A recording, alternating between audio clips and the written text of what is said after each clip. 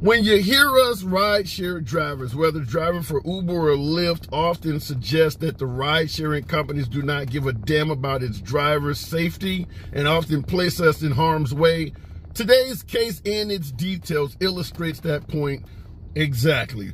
What up, folks? Once again, it is your boy Tim with another ride-sharing video. Now, this comes to you out of the great state of Texas. This is in the Houston area. And the issue with this story is not necessarily what happened to the Uber driver, but the fact that Uber itself, the company, may have been able to prevent this shit from taking place altogether.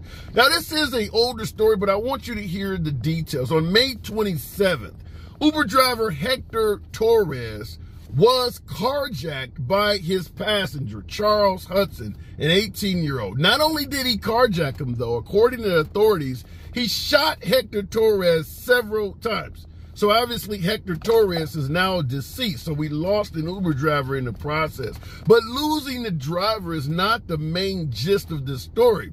It's the fact that potentially Uber could have prevented this shit to begin with. Now, here are the details on the story before we get into the actual reason why this could have been prevented.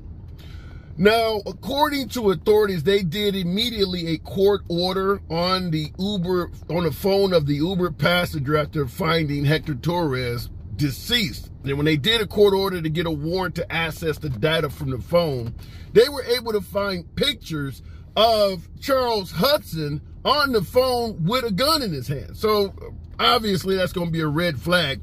But in addition to that, check this out.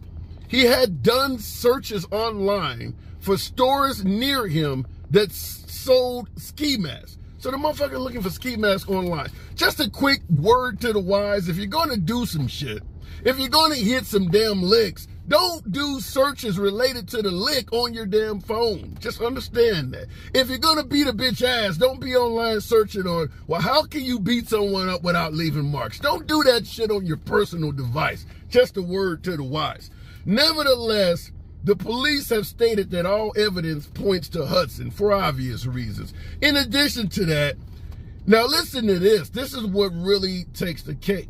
In defending Hudson, his attorneys, probably a public defender, but his attorneys are stating that there are multiple names and numbers connected to the account that was used to hail this ride. This is where Uber comes into play. Why the hell isn't that flagged?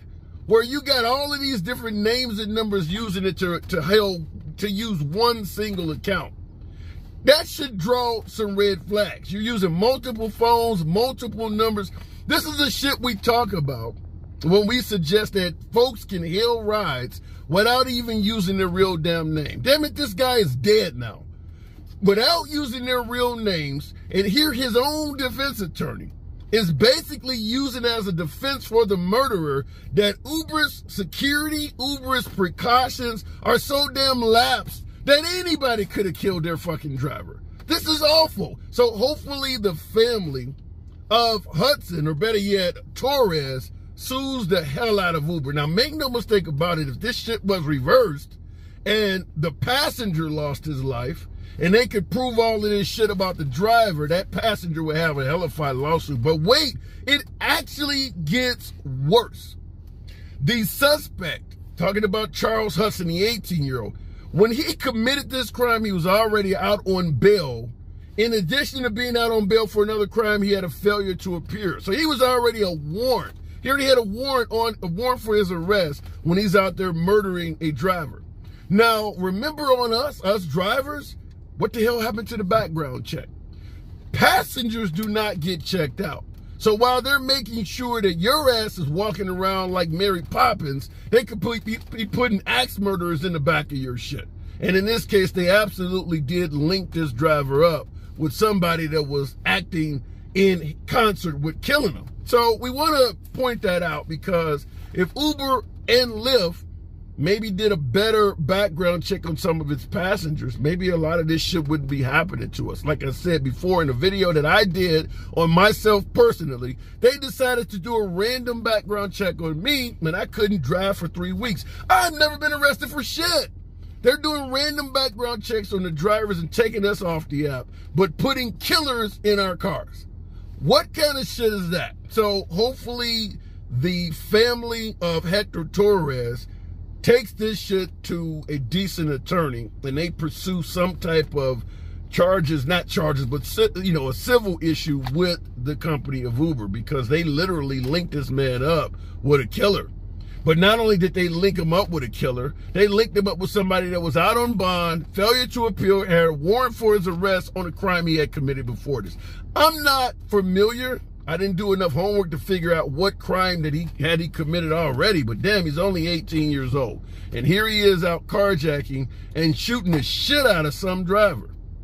Uber should be held responsible civilly for this because, like I said, they do background checks on us like crazy.